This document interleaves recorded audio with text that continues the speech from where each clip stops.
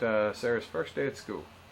Okay, now I had, she was my pride and joy, and but she was also my baby, and I couldn't stand the idea of her going to school away and in the world, and but I made her some cute, what I thought were cute little dresses, and made a big project of getting her a wardrobe to start school in.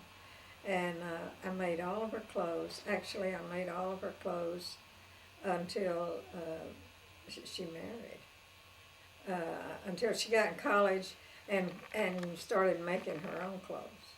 But she never wore Pageant clothes as well. store-bought clothes at all, because I made clothes that looked better on her because she had a short waist and clothes in stores didn't fit her. Later in the morning, I had her hair all around on a pretty little dress that had a ruffle around the bottom and a great big bow in the back. And she was, I thought, just the prettiest little thing. And I did not take her to school. I don't know why. I don't remember. I guess because Wade had the car or something. And I don't know if I just put her on the bus and let her go.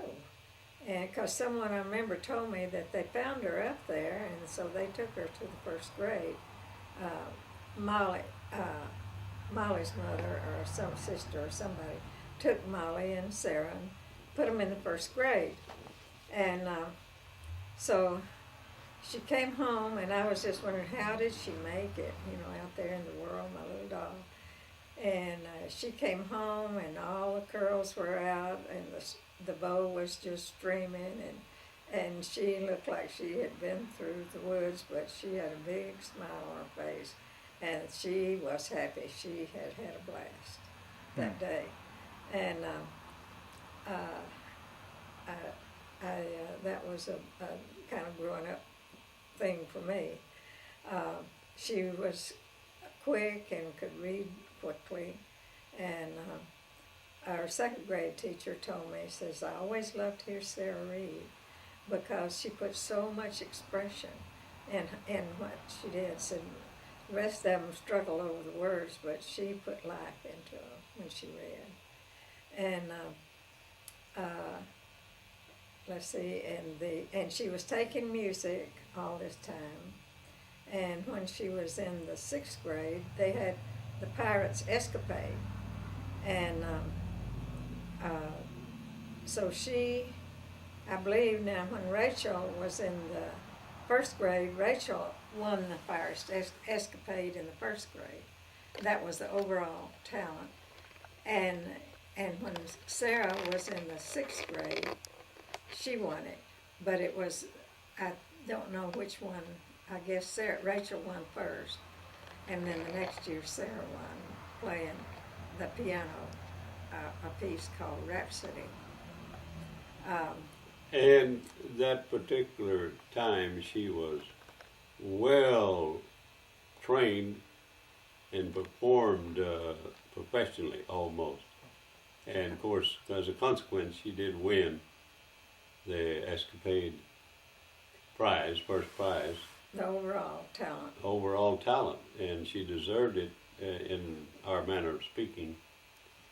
But I still recall how excellent she performed in that rendition. Piano recitals was big events, and all during her grammar school years. And we would go, and I would make her lavish dresses with ruffles and net, and I fixed her up with flowers. I would make corsages, and we would sit there and waiting for her to appear, and she'd usually be last or next to last on the program. And everyone, and I was sitting there and I critiqued everyone. She's not as good as Sarah, not as good as Sarah. And then whenever Sarah played, well, I was on pins and needles. will she miss a note? Will she miss a beat? What if she goes to pieces? Which she didn't do. Which she never did. But she did, as I told you in the other story, played someone else's piece the way it should have been played. But I don't think anyone recognized it. And about that time, after World War II, there was some soldiers that remained over in, say, Italy. In this case, it was a Beaumont soldier that had been detained in Italy, and he fell in love with a concert pianist. And she came along after they married, and they moved to Beaumont. She became well known overnight. She put on a lot of recitals, and of course Sarah was taking lessons from her right away as soon as we found out how well she was, what a performer she was. And finally, we heard this little conversation. And Sarah was real good.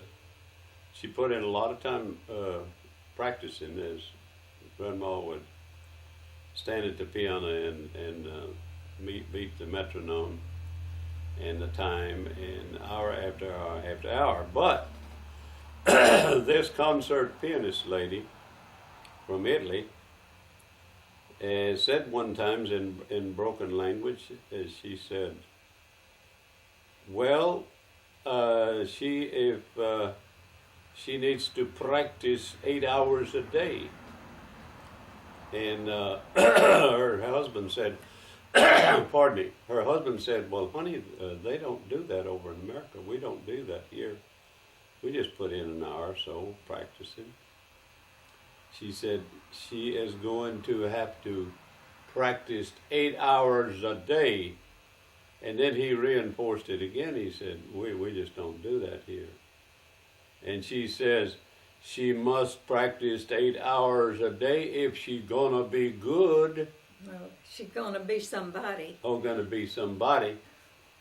And virtually the same meaning. 8 hours a day, she's gonna be somebody. So we coined that phrase. If you're gonna be good, you're gonna put in. And so we soon learned about Fred Astaire, the greatest dancer the world has ever produced, and we heard a little expression about him that tied in with what this story says, that he said, and he's coined the phrase, he didn't like for people to watch him rehearse and practice his dancing routines. And they said, well, why? Really, why? What is the reason? He said, because if they saw how long I practiced and how much and how hard, they'd say, oh, anybody could do it if they practiced that much. So that's another point in rehearsing, practicing, drilling, and to be somebody or really be good. Her stint with this Italian concert pianist was when she was in the 6th grade, when she went into about the 7th grade. What And, was the pianist's name? his last name was Fisher, and her first name was Gina, but I thought it was Gina Lola Brigida. It was something about like that. I'm sure that wasn't it. And I never heard of her again. Thereafter.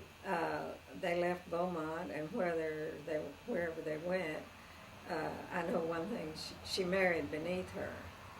And how much, if she stayed with the marriage or whether she went back to do what she was trained to do, I don't know. But they just lived in a humble little place, but she was a concert pianist, and she was very good. Let's see. I was asking about My relationship with Sarah was not as keenly intimate as it was with Vivian, our grandma, for several reasons. One is I bequeathed a lot of that responsibility to Grandma, which is not a good reason. but I endorsed everything that she did to tutor and coach Sarah from making her dresses on up to teaching her the perseverance in piano practice and homework.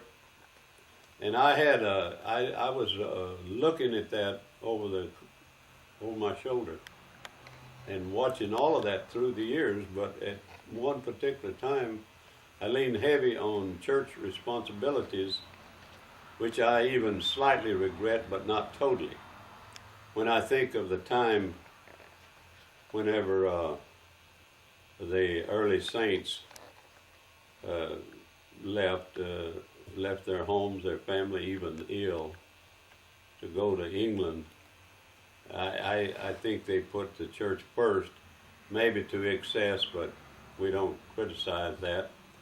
So I did put a lot of time in on church work. I hit the road every spare moment, so to speak, in order to Boy Scout work, running priesthood work, high council work, stake presidency, and all of that took place. And when he was home, he spent time out there in that little office drawing up charts and figuring out boundaries, and he had maps showing where the members were and all of that. Well, I didn't leave a stone unturned as far as the church work was concerned. But I think since Grandma did such a splendid job that, but even so, I would attend the events, performances and functions that Sarah was in, pageants, whatever, and I knew what was going on. Tell me about your relationship with her. Relationship with her, it was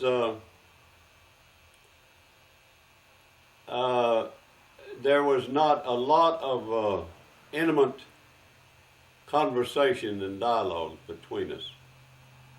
I think that most of what she learned on a one-to-one basis was family home evenings and things of this nature. I don't recall ever.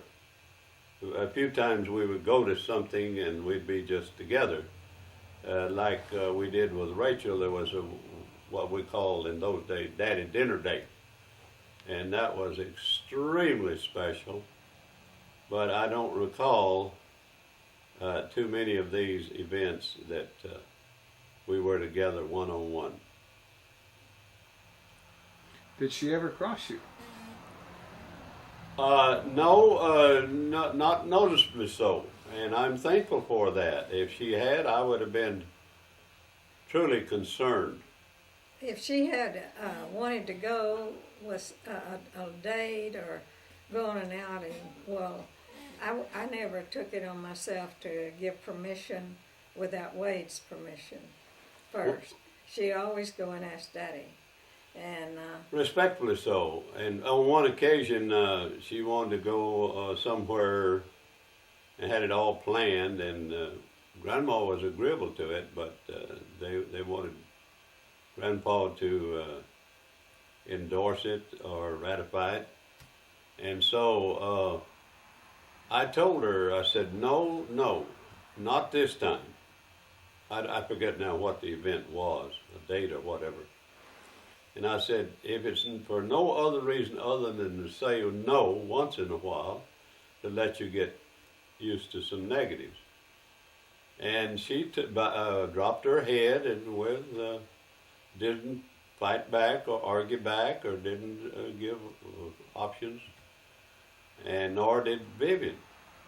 And she came in and then she got on the piano and played a piece that I loved then and now, Claire de Lune. Claire de Lune.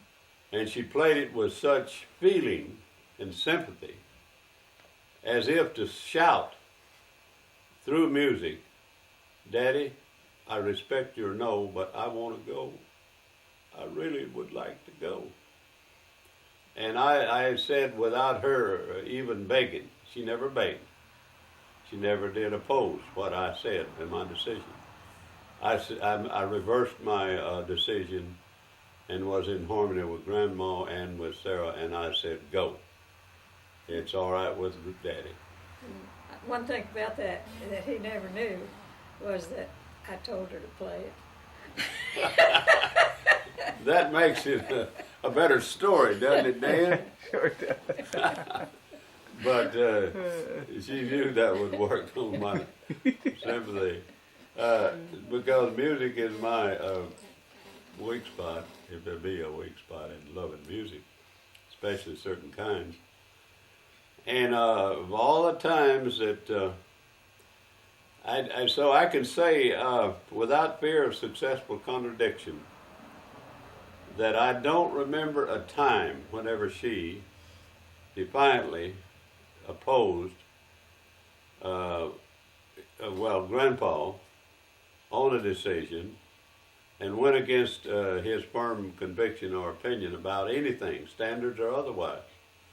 She was very, very obedient with a smile, not a grumpy look and a disgruntled look.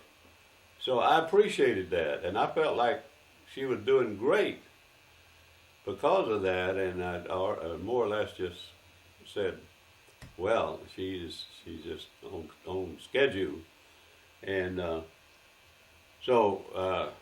whenever, then in addition to that, which I might have mentioned before, I would always take extreme pride in the children performing for missionaries that were visiting, drop-ins, friends or anyone. And I would almost hog time to bring them into the living room to let them hear the kids perform. And I don't recall that Rachel or Sarah ever resisted an invitation in the home to perform, play the piano or sing or whatever. So I add that to the virtues of a lovely, sweet little daughter in that of Sarah. And no time even in her teenage years, I never felt it. But when she got grown, and when she had her own family, there was a little difference there. She had a strong opinion of her own and was not ugly about it, but she would tell you, yes, but. Yes, She used that, she was a lawyer at heart because she could see the flip side and she would tell you so. Grandma, let's start with your relationship with her. Just describe the relationship with her, if you would. Okay, from the time, from the first day that she went off to school, then everything that she did, every day I had a report when she came home. And would tell everything that happened through the day. And then, I had the hour with her at the piano before, and I would roll her hair every night so that it would be pretty the next day. And then she would, in the morning we had an hour at the piano, and I would be sure that she had to have everything right, had to be perfect 5 times. Or if she didn't get it in the hour 5 times, then she'd get it in the afternoon, but she had to get it perfect 5 times a day. And then when she came home from school, we had a report on everything that happened during the day. And then I sat at the table with her and the others as they did their homework. And sometimes get involved, like she'd lose a notebook, we'd have to copy it all over, we'd help copy it. And I was involved deeply with the homework. And that was my life. I loved it. And I would, like I told you, I'd stand there at the window, couldn't wait for them to get home, for us to get started with our party. And I would have supper ready when they walked in the door, and we'd feed them, and then they would do that, and they had to do the homework before they go out to play. And so but they loved doing the homework, and there was no resistance there. When she was about 12 years old, well, I was called to be desk director in the MIA. And so I learned from the manual how to do tango and foxtrot, waltz, and one called Let Me Call You Sweetheart waltz, samba, and It's a sin to tell a lie. the mambo, and so we had a group of about 8 couples, 7, maybe it's 4 kids, Molly and somebody, and Sarah and Fred Pascal, and sometimes she danced with Dale Forte, and there was her name, Sherry Wright, and I don't know who her partner was. The Arrington boys. We had Robert Arrington and James. The one down there is Darren. No, what's his name? Preston Arrington, and then there's some Mahana boys that we used. But not Danny Mahana. Danny would come to every dance practice, but he wouldn't dance a step. And so we were trying to get him to get on up and dance. And he said, "Oh, I can dance." And we said, "Well, how can you say you can dance when you don't get up and dance a step?" He said, "Well, I don't have to get up there and do that to learn how to do it." He said, "I can do it." And so we had a polka. And I said, "Okay, Danny, do a polka here with Sarah." And so we did put the polka on, and he polkaed, I mean, like crazy. He was so good. And he bounced, he went fast, and he went round and round, and he was jumping. He had it like he had polkaed all his life. He probably was polking it at home, or doing something at home, but he never would dance any other. And then later on, when we had a dance, he would, and they had a polka come on, well, he would dance it with Sarah, and they would dance till they'd drop. And anyway, but Danny was always there, and Joe would be there, but Joe would not dance either. He would just sit on the side and talk. And Pat Corrigan was another one of the boys, and Sarah dated him some. But that brought me closer to her and all of them, because we met every Tuesday night and for an hour, and I would had a record player. I would carry in the records, and I taught them routines, and they learned to. They performed at different dances. Floor shows. Yeah, from the time I guess we started them when they were about 12 years old, but then they went ahead. It went on for years, and Robert Arrington was one of her favorite partners, and he was a real good dancer, and he was the senior class president. He was the cream of the crop, of that crop. And he loved Sarah. Does he have another name, James? Huh? Does he also go by James? No, he was just Robert Arrington. What's his relationship to Brenda? Brenda who? Arrington. Brenda married a descendant of Fred Arrington. Fred and Paul Arrington were brothers, and Robert was Paul's son. So they her husband and Robert were first cousins. But anyway, she and Robert learned to do a mambo, and nobody in this area knew how to mambo. And I made her a skirt that was made out of bold flowered red flowers on a black background. It was really drapery material. But I put sequins and everything on it, and so she did that with Robert up at Silsby, and that's when Kenneth Hutto saw her and fell in love, with her, and pursued her, and so he was her first boyfriend. And I mean, no, he was her first boyfriend that I think he was the first to kiss her.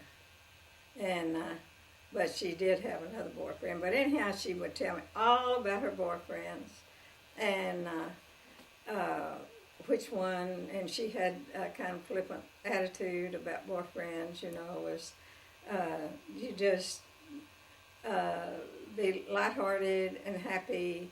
And she said, "I've got a bag, and they like I've got this bag, and they can crawl in and out at will. You know, if they don't like, I'm going to the dance and dance with ones there that I like and that ask me, and I'm going to have fun. And whoever flirts the best is one I'll spend most time with. You know."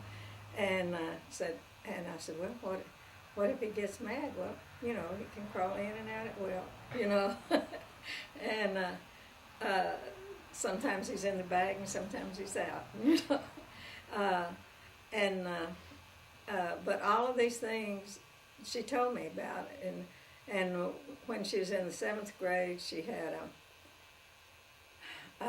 Fred Pascal was in a play, Tom Sawyer, and he was a great Tom Sawyer. She thought he was, because he was Tom Sawyer, you know, and so she thought he was really, really cute because he was so naughty, and so she flirted with him, and so they had got a telephone romance going, and he would call her every day, and he would meet her at the bus and walk her to class. So that was about the extent of their.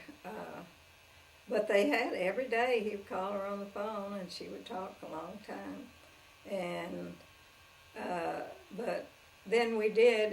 He was our dance partner for a while, and one time we went to Houston, and this dance group did a floor show for him, and so they were holding hands and walking around holding hands, and she was, I guess, 14 then, barely old enough to go to a state dance. And so he had his arms entwined up to the shoulders. And so I went around and I said, "Sarah, you can only hold hands up to the elbow." So she went back and he began to entwine arms again, you know.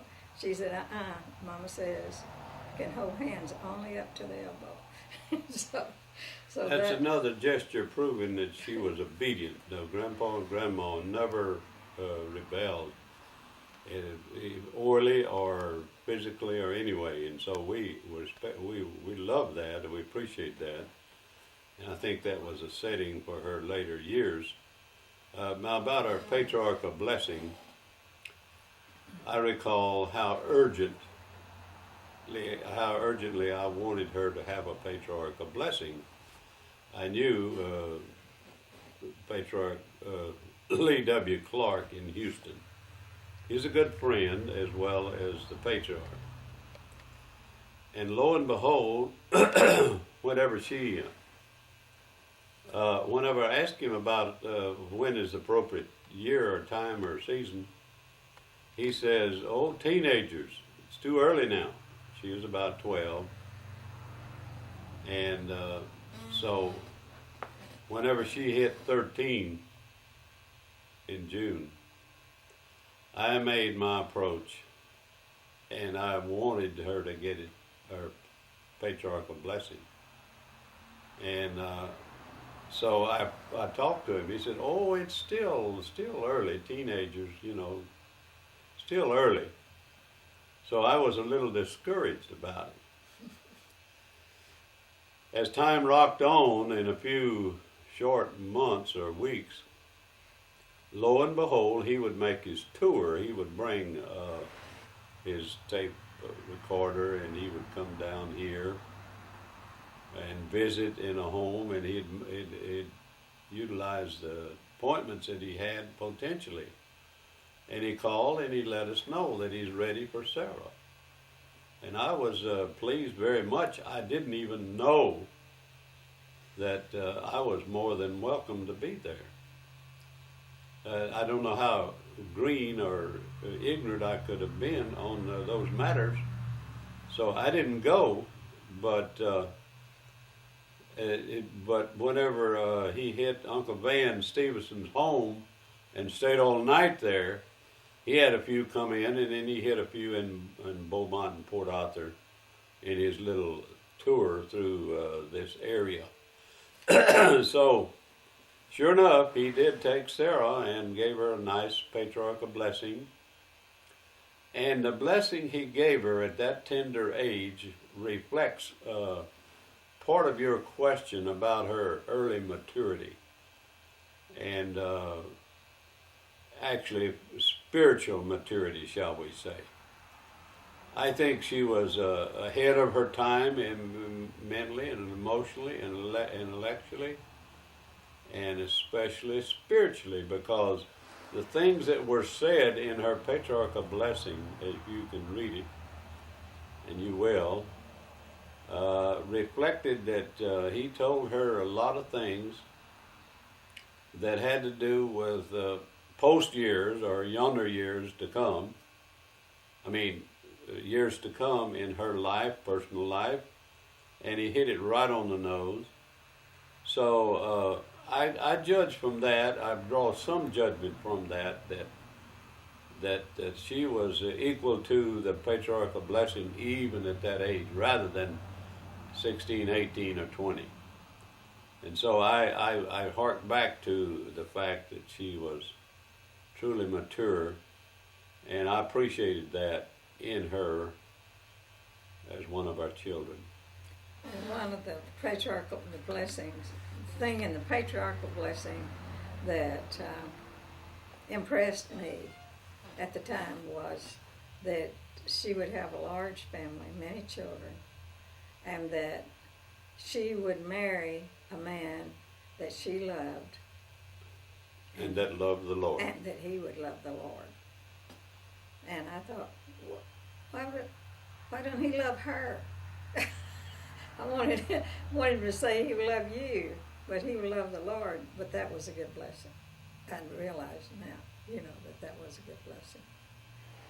But those were the things, and she lived for that. That's one of the things attracted her to Bernie, was he wanted a big family. And she said, well, that's what my blessing says, big family.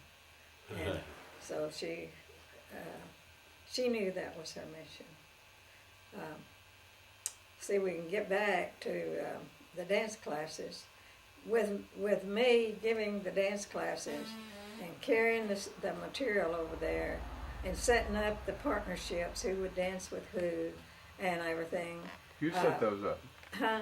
You set those up. I set it all up. Oh, she not only had to teach it, but she had to rehearse, drill over and over, hours and hours, to learn the steps mechanically. Oh, I got that, but you set up the partnerships. I set up the partnerships. Yeah. Yeah, that's a big, that's a big sometimes thing about I would ask them who they wanted, and we'd get them who they wanted if we could, and if we couldn't, well, then we'd get somebody else that would try to get someone else.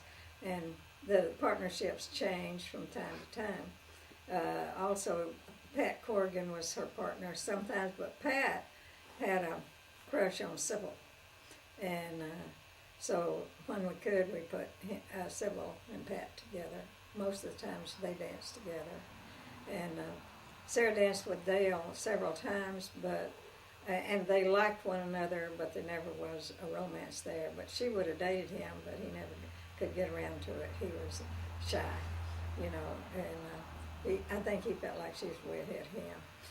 Well, how he ever got married is a semi-mystery, because he did not show too much interest in girls. No, he was The later years. slow, but he was good looking and looked good, and is all dressed up and everything, and girls liked to dance with him.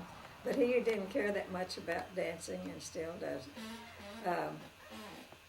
And then Fred Pascal, she danced with him, and then Robert Arrington, she danced with him. She always had talented partners.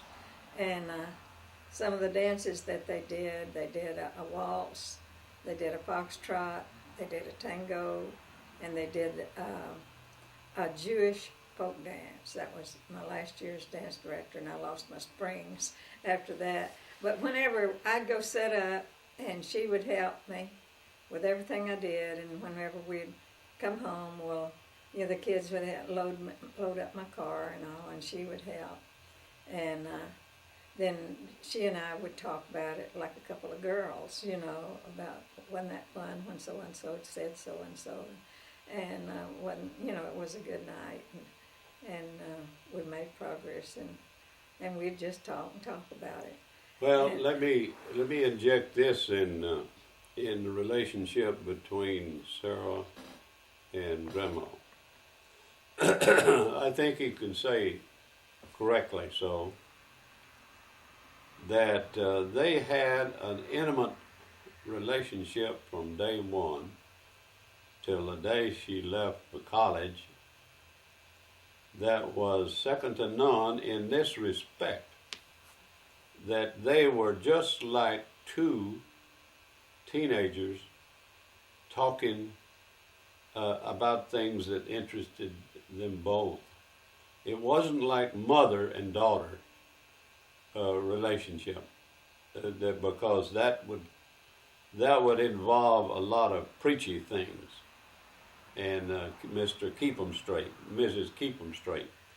But they had a relationship one-on-one, and somehow or another, Grandma would prevail through the standards that she would teach, either hidden or silent, or let it come out as it would. But they had that one-on-one, two teenagers or two little children. That made it real special as far as I'm concerned. But she would take my counsel, and we'd think of cute things to say, like one guy at school was flirting with her, and she, and of course she didn't kiss any of those guys that she dated at high school. So they were some of them non-members, a few that she dated, and so there was one that was on the football team, and he had been flirting along with her and dated her once or twice, and he knew was expecting a kiss, but she wouldn't kiss him, and so so then one time she said, "Do you want a kiss?" And yeah.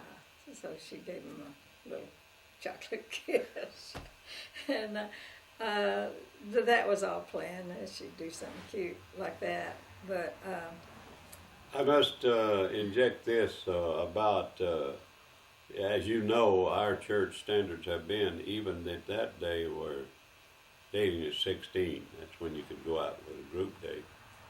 And we jumped that a little, and we did let her date or socialize and interact with non-members, because that's basically what you had there, inviter football boys and all.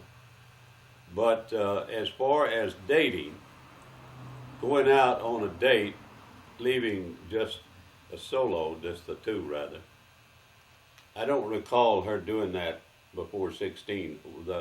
What I do recall is that at 14 or 15, Kenneth Hutto liked her, as indicated, and they were in the back of the car, and we carried them in the car, and they sit together, but we were totally chaperoning because we were in the car. Now that's as far as I recall, and my grandma may know differently. Well, yeah, there wasn't even Fred, even at the age of 13, 14. Well, we took them as dance partners, and so we took them and chaperoned them and watched every move they made, and had her instructed ahead of time, what she was to do and not to do, and she was not to kiss him, and so she never did, and so this thing went on for over a year, him and her, and he never did get a kiss, and he was one that said told somebody, he says, I'll tell you one thing, he said, if you can kiss them once, you can kiss them all you want to. But That's what and, Fred Pascal said. yeah, he was the one that said that, but he didn't ever get to kiss her. And so finally he called her and said, I think maybe we ought to not be going steady since on the phone, says maybe we ought to look around at other people. She said, well, says, that's fine with me. I have someone in mind I was just thinking about. I kind of wanted to look into, and that was Kenneth, And he said, well, we don't really have to do that. And so but she did get started with Kenneth then, and and she actually thought that was going to be her soulmate, but she didn't, and it turned out that the way that romance ended, well, he moved off to Idaho, and he was writing her letters, and he was a real brilliant scholar, one of those finalist or semi-finalist scholars, and so he wrote her eloquent love letters, quoting Shakespeare and all kinds of stuff, which I read, and which they're still upstairs, and and he, telling her he loved her and all of these things, and so she said, and then it wound up. Well, we went went on a vacation, and we went to we were going up to Yellowstone Park, and so we passed through Rupert, Idaho, where he was, and we spent the night at his place, and his sister, he was living with his sister, and so we went there, and he was in a dance festival, and with a girl whom he later married, but he had started kissing on that girl, and so he was supposed to meet Sarah on the temple grounds, and he just never did show up. And so I thought, oh, poor Sarah, she's going to be brokenhearted, that she never has been dumped, and so that she was just dumped. And so I asked her how she felt, and I was personally brokenhearted. And she said,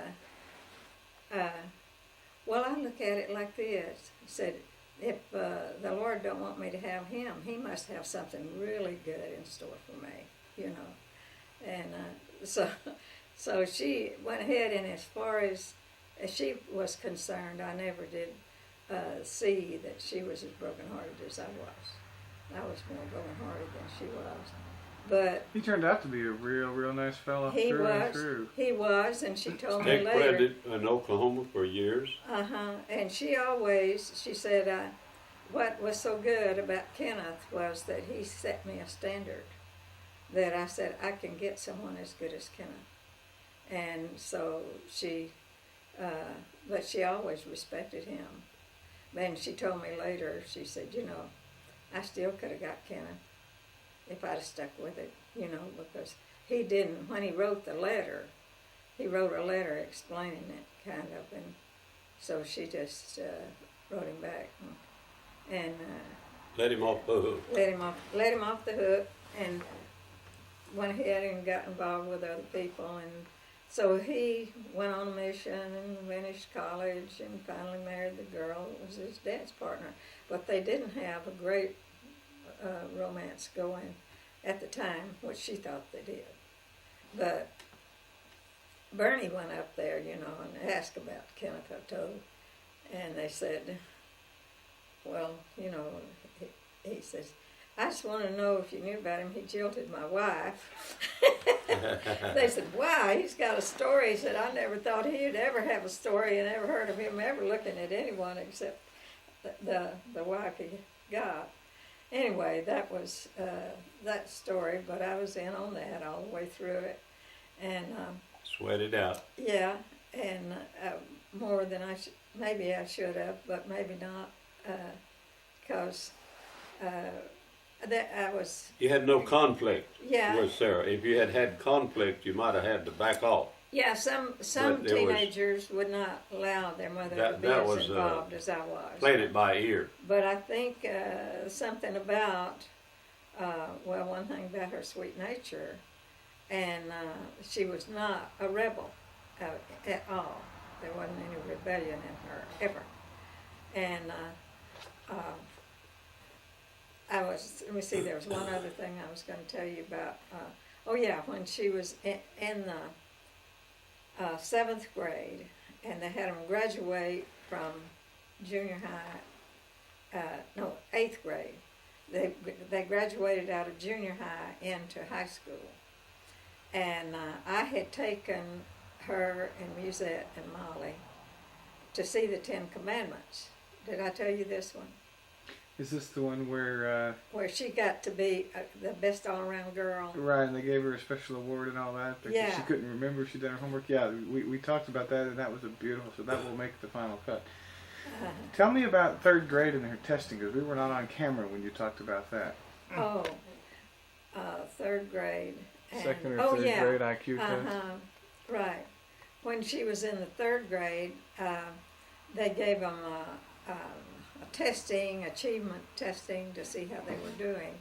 And so Aunt Dealey told me that she had heard that Sarah, and later it was verified to me that it was true, and Aunt Dealey knew it before I did, that she had tested out a year ahead of herself.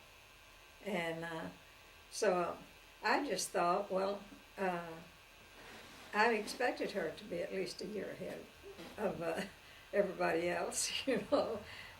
But she was, she did test out, and Aunt Dealey congratulated me and told me what a great blessing it was to have a brilliant daughter with a lot of talent and a lot of personality. And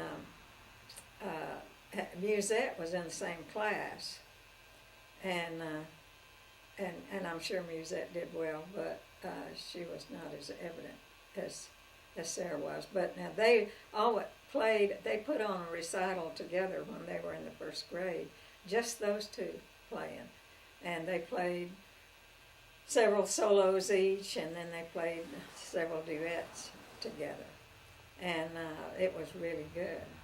Now Musette read notes better than Sarah did, but Sarah put on a better show. And I'm not sure, I think Musette probably, yeah, she could read notes better, and so she could learn a piece quicker. But she didn't take music as long. She quit in the 6th grade, and Sarah carried on to the 10th. She also played bass clarinet in band, and the reason she chose bass clarinet, she said not many people play bass clarinet, so I've got a better chance to go to All-State with bass clarinet than I would if I took just plain clarinet. And so, and said it doesn't take as much work because it's different. You know, it's easier notes. And so she took the bass clarinet, and then she was played the accompaniment for everyone else in the band that played their solos. So she learned to play their accompaniments and played for them at contests. And so she made All-State. I think she made it 2 years. And How many bass clarinets were in the All-State band? I have no idea. Probably the same proportion as they are in the high school band. And so I guess the state band is not much larger than a high school band. So they have about maybe 4, something like that. They'd have a first and second place, but she was first chair. She was first chair state band? I think she was. I think she was. Not on the negative side, but on the realistic side. Vivian can tell you better, but somewhere back in those years, young 7th or 8th, she was classified as a potential to go to the state for the ultimate reward in playing the piano. And as I remember, and I don't remember the details, Grandma may, and she can correct me, but she got a critique after she auditioned for the state contest. I believe it was a state title in Texas, right? Yeah, it was. And the critique was, what was that critique? It says, "Don't be a hit and run pianist." Don't be a hit and run pianist. Now that was saying a lot, and it was her nature to be animated and excited about anything. But this critique, that criticized her, and she was a judge, Yeah. high judge in piano playing, and she said, "Don't be a hit and miss." That's a don't. And so I don't know how to interpret that except that she hit it. And Well, she was went on her way. all show, you know, and you know how she'd play the bumblebee, make a big Splash. to-do, had real nimble fingers, and she could go fast, and so she might blur some, and did, and over emoted, you know, and all. She didn't like to play anything that wasn't dramatic. It had to be, and what they wanted Exciting. her to do, to be tedious and work with it, you know, getting a delicate touch and make a clear cut and everything. And so she was satisfied if the audience thought it was good. Well, she was pleased, and she didn't care too much she's a about showman, the critics. a good showman. I don't criticize her for that. I'm just Well, proud of her. that's what I had trained her to do. Tell me about her spiritual development. You've talked about her patriarchal blessing. Did you ever sense that there was a time where she grew up spiritually? Was that more of a gradual process? Describe it. Well, from my vantage point, I think the fact that she was reared with family prayer, family home eating, we tried to live by the rules. I think that was just expected of her to be faithful and true from an early age on throughout life, in which case she was. But I think the patriarchal blessing, you hark back to one statement in there, it says something to the effect that, as it were, she would literally be willing.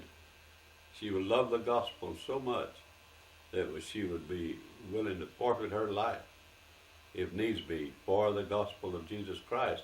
And that was when she was a little 14-year-old. You know, whenever they're not spiritually mature, but in that sense she was spiritually mature. So that reflected her spirituality in a way, in a general way at least. And I never knew a time whenever she didn't bear her testimony, and we just took it for granted. And She would more or bear her less, testimony every month? Yeah. well, as far as I remember, it was every month. And it was exciting to hear her bear a little testimony. I don't know routinely what she said, particularly, but it was emanated from a strong conviction all through the years.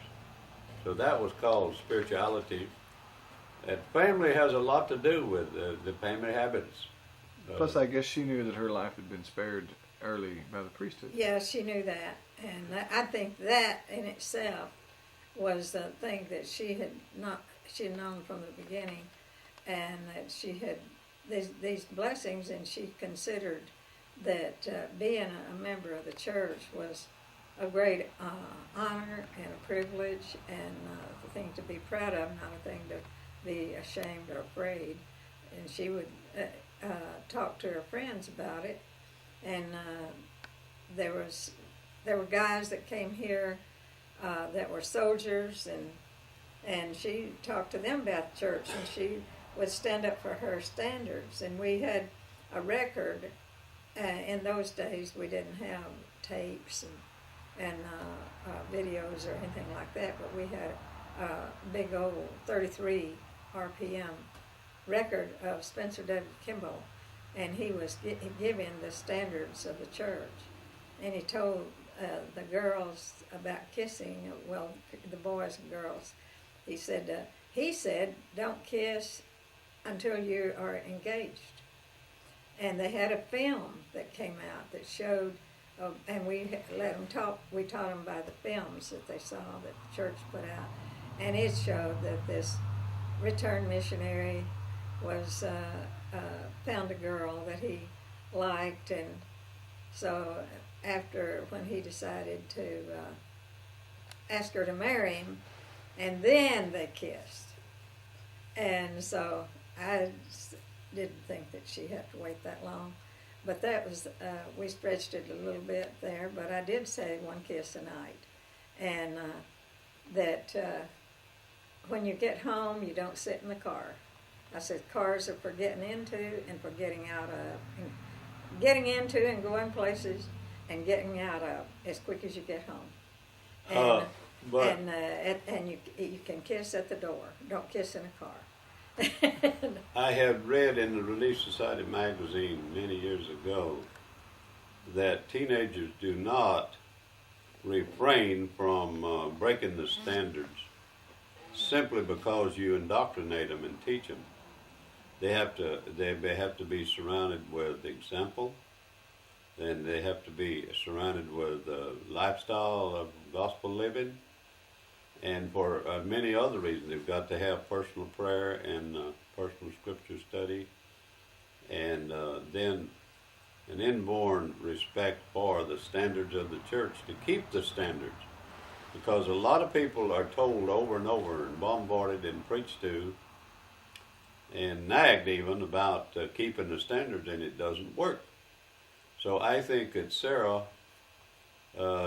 being surrounded with family traditions, I think she responded to obedience respectfully of what the standards were taught to her and what she heard on the disc and what Grandma and Grandpa taught her through the years.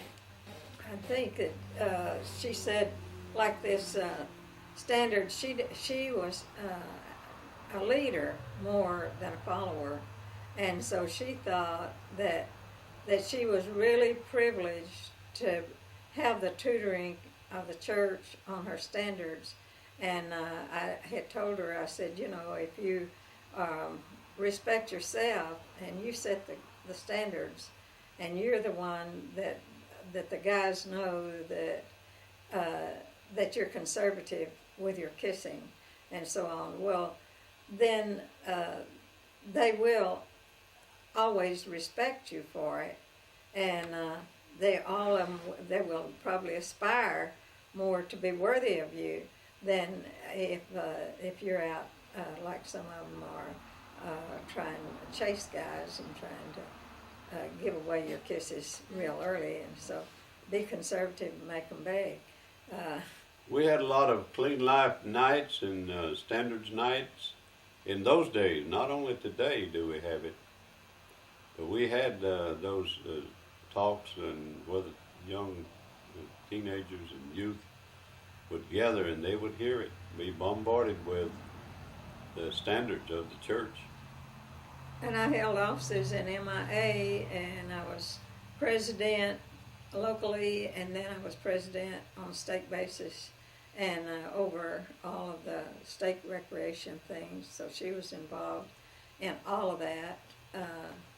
The girls' camp, and all. She liked going to girls' camp, but she really didn't have the stamina to do it. I didn't either, and that girls' camp wore me out. I finally was so glad when I got out of there. That's where I lost my spring, was going to one thing, working on a dance festival where we had each ward was supposed to do a different kind of dance, like a polka, or these were okay, and I taught each one of those separately, the groups, and by the time the festival was there, I was so tired.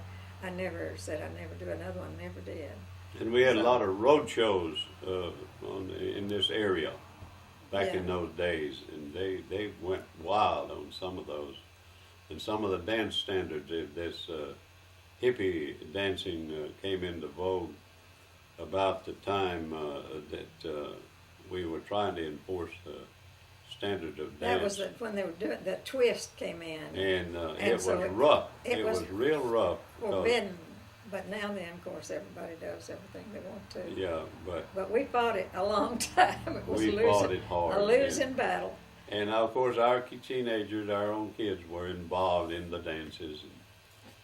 We had parties here at our house a lot, and so there'd be about 8 couples come. We'd maybe on a spur of the moment say, let's have a party on Thanksgiving, say, we nearly always have one on Thanksgiving, and it was just say, bring some cookies or something to eat or drink, and so they'd all bring stuff and have a party, and it would be fun, but we'd dance right out there in that room. Wow. On